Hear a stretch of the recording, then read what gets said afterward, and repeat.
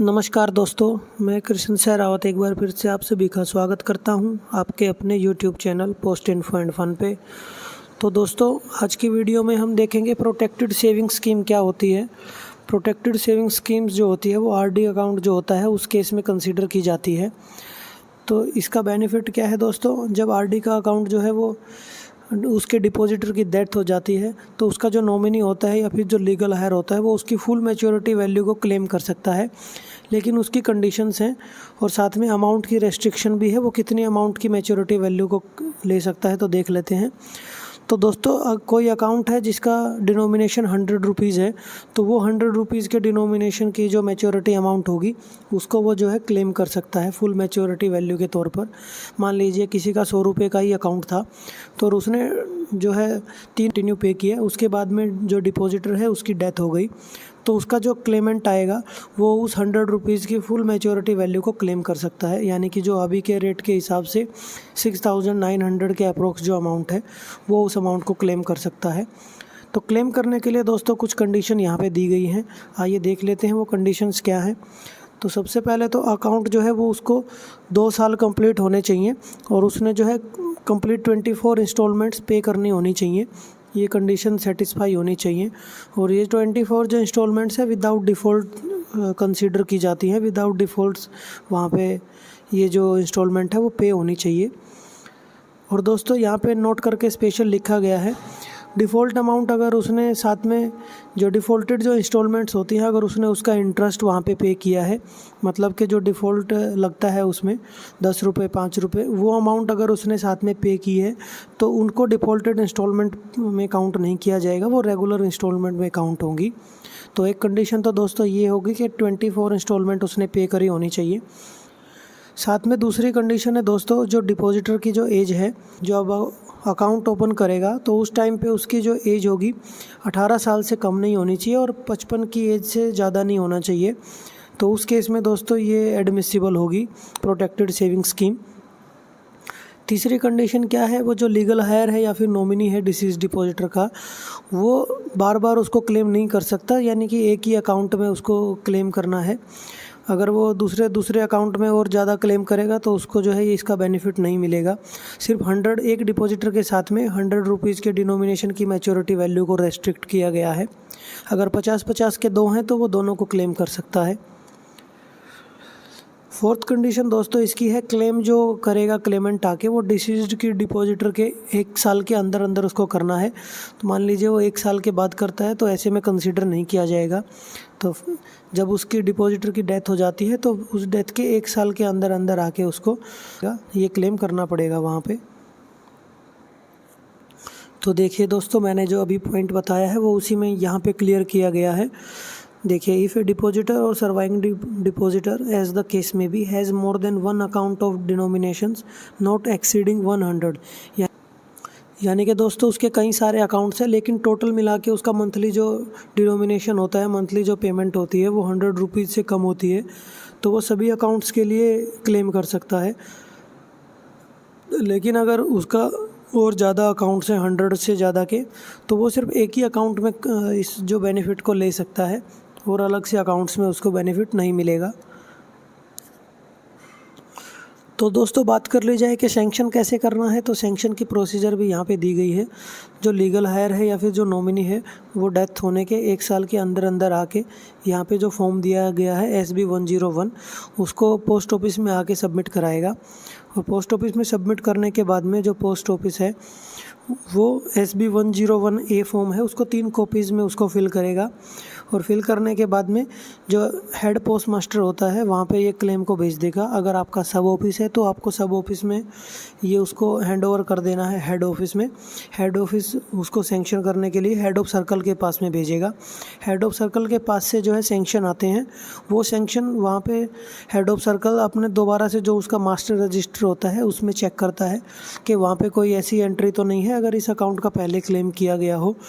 तो वहाँ पे चेक करने के बाद वो सैंक्शन को दोबारा से जो हेड पोस्ट मास्टर होता है उसके पास भेज देता है और वहाँ से उसका सेंक्शन होता है। समझ लीजिए अगर आपका बीओ में कोई अकाउंट है उसमें आपको क्लेम करना है तो बीओ अपने अकाउंट ऑफिस को भेजेगा, अकाउंट ऑफिस हेड ऑफिस को भेजेगा और हेड ऑफिस जो है वो हेड ऑफ सर्कल को भेजेगा। तो ऐसे ये प्रोसेस होगी। SB 101 फॉर्म का भी आपको दिखा देंगे कैसा होता है, फॉर्म कैसे फिल करना है। तो यहाँ पे दोस्तों यही बताया गया है सब ऑफिस में कैसे फॉरवर्ड करना है, एक्स्ट्रा डिपार्टमेंटल जो बीओज़ हैं उनको कैसे फॉरवर्ड करना है। तो ये दोस्तों यहाँ पे ये प्रोसेस दी गई है। तो दोस्तों आइए देख लेते हैं कुछ अलग से स्पेशल नोट्स यहाँ पे दिए गए हैं। तो दोस्तों जब भी आरडी का कोई भी डेथ क्लेम जो आता है डीडी केस आपके पास, तो सबसे पहले आपको वहाँ पे चेक करना है डिपॉजिटर, वहाँ पे उसका जो डेथ सर्टिफिकेट वो जमा कराएगा, उसकी डेट ऑफ डेथ वगैरह वो आपके पास कब लेके आया है, वो सारी चीज़ें आपने चेक करनी है। और सेटल करने से पहले आपको देखना है क्या वो PSS के लिए एलिजिबल है, प्रोटेक्टेड सेविंग स्कीम के लिए, क्योंकि प्रोटेक्टेड सेविंग स्कीम में उसको और ज़्यादा बेनिफिट मिलता है। अगर वो एलिजिबल है तो आपको जो क्लेम है वो PSS के अंडर ही उसको सेंक्शन करना है। तो ये यहाँ पे दिया गया है। नोट नंबर 2 जो है उसमें बता रहा है कि पोस्ट ऑफिस में जो भी है जब ऐसे केसेस आते हैं तो हेजिटेट नहीं होना है, उनको जो है अगर वो एलिजिबल है PSS के अंदर तो PSS के अंदर ही क्लोज करना है, चाहे जो डिपॉजिटर है उसने डिक्लेरेशन वहाँ पे दी है कि नहीं दी है। अगर उसने डिक्लेरेशन नहीं भी दी है कि उसको PSS के अंदर चाहिए तो भी उसको PSS के अंदर ही क्लोज करना है। बस आपको साथ में ये चेक कर लेना है कि उसके जो अकाउंट्स हैं वो 100 रुपीज़ के डिनोमिनेशन से कम के लिए आपको पेमेंट करनी है। यानी कि अगर उसके ज़्यादा 1000 रुपये का है तो मैच्योरिटी वैल्यू उसकी 100 रुपीज़ के डिनोमिनेशन की मिलेगी और उससे ज़्यादा का जो उसने बेनिफिट डिपॉजिट किया है वो उसको वापस मिल जाएगा।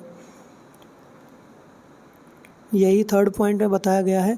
जो भी एडवांस डिपॉजिट उसने किए होंगे डेट ऑफ डेथ के बाद में वो उसको मैच्योरिटी वैल्यू देने के बाद में वापस से रिफ़ंड कर दिए जाएंगे PSS के अंडर। अगर कोई लोन या फिर इंटरेस्ट वगैरह होगा, डिफ़ॉल्टेड कोई इंस्टॉलमेंट होगी, वो भी उस मैच्योरिटी वैल्यू में से रिकवर करके बाकी की जो पेमेंट होगी वो क्लेमेंट को हैंड ओवर कर दी जाएगी। तो दोस्तों यहाँ पे कुछ रिलैक्सेशंस दिए गए हैं रूल्स में, तो वो भी देख लेते हैं। सबसे पहले जो है delay in submission of the claim form. जो क्लेम फॉर्म होता है अगर वो 1 साल के बाद अगर वो जमा कराने के लिए आता है तो ऐसे केस को हेड ऑफ सर्कल के पास भेज देना है। हेड ऑफ सर्कल क्या करेगा, उसको डायरेक्टरेट के पास रेफ़र कर देगा। अगर वहाँ से अप्रूवल आता है कि अब आप इसको ले सकते हैं तो आप उसको PSS के अंडर जो है क्लोज कर सकते हैं। तो इसी में दूसरा रिलैक्सेशन क्या है, जो प्री मैच्योर डेथ हो जाती है, यानी कि 2 साल कंप्लीट होने से पहले डिपॉजिटर की डेथ हो गई लेकिन उसने अपनी डेथ से पहले टोटल 24 इंस्टॉलमेंट्स पेड कर रखी हैं, तो ऐसे केस में भी क्लेम को हम लोग डायरेक्टरेट के पास रेफ़र कर देंगे थ्रू हेड ऑफ सर्कल। तो वो बाद में वहाँ से क्लैरिफिकेशन के बाद में उसको PSS के अंडर क्लोज कर सकते हैं। तो ये सारे केसेस जो होंगे रिलैक्सेशन वाले वो सारे डायरेक्टरेट आगे मिनिस्ट्री ऑफ फाइनेंस को फॉरवर्ड करेगा अप्रूवल के लिए। फिर मिनिस्ट्री ऑफ फाइनेंस अगर अप्रूवल देती है तो वो सैंक्शन की 2 कॉपीज़ भेजेगी, एक डायरेक्टरेट के पास रहेगी और बाद में डायरेक्टरेट जो है सेकंड कॉपी को PMG को भेजेगा। जो हेड ऑफ सर्कल था, जो हेड पोस्ट मास्टर है, उसके रीजन में कौन सा PMG आता है उनके PMG को भेज देंगे और उसके बाद जो है क्लेम सैंक्शन हो जाएगा। तो दोस्तों ये जो है नीचे प्रोसीजर दिया गया है हेड ऑफ सर्कल के लिए, उन्होंने क्या करना है प्रोसीजर, कैसे वो मास्टर डाटा जो रजिस्टर होगा उनका उसमें एंट्री करेंगे। तो ये यहाँ पे उन्होंने प्रोसीजर दिया गया है। तो वो वहाँ पे कैसे चेक करते हैं वो भी उनका प्रोसीजर है। तो मान लीजिए कोई एक पर्सन है, उसकी डेथ हो गई है 15/7/1992 को और उसकी जो एप्लीकेशन है हेड पोस्ट ऑफिस के थ्रू हेड ऑफ सर्कल को रिसीव हुई है 10/2/1993 को। तो वो जो मास्टर रजिस्टर है उसमें 15/7/1992 से लेके 15/7/92 से लेके 10/2/1993 के बीच में सारी एंट्रीज़ को चेक करेंगे और उसके बाद चेक करने के बाद उनको अगर वहाँ पे कोई एंट्री मिलती है तो क्लेम को जो है सैंक्शन नहीं करेंगे। इसलिए यहाँ पे जो है उसको डबल पेमेंट का कोई ऑप्शन नहीं है, क्योंकि यहाँ पे डबल जो है वो चेक हो जाता है। और स्पेसिमेन फॉर्म यहाँ पे दिया गया है क्या मास्टर रजिस्टर में कैसे मेंटेन करते हैं। तो सबसे पहले यहाँ पे रजिस्ट्रेशन नंबर और डेट आएगी और date of name of deceased depositor, जो अकाउंट होल्डर है उसका नाम और एड्रेस यहाँ पे सेकंड में।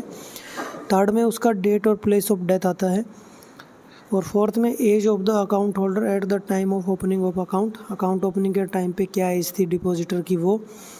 Date of opening of account यहाँ पे लिख देनी है फिफ्थ में। सिक्स्थ में अकाउंट का नंबर लिखना है। डिनोमिनेशन में कितने डिनोमिनेशन का वो अकाउंट है वो। और एट्थ में हेड ऑफिस जो होगा उसका नाम यहाँ पे आएगा। नाइन्थ में क्लेमेंट का नाम और एड्रेस उसने लिखना है। 10 में रिलेशनशिप क्या है क्लेमेंट की अकाउंट होल्डर के साथ में वो नोट कर लेनी है। और 11 में जो कंट्रोलिंग अथॉरिटी है उसके सिग्नेचर होंगे।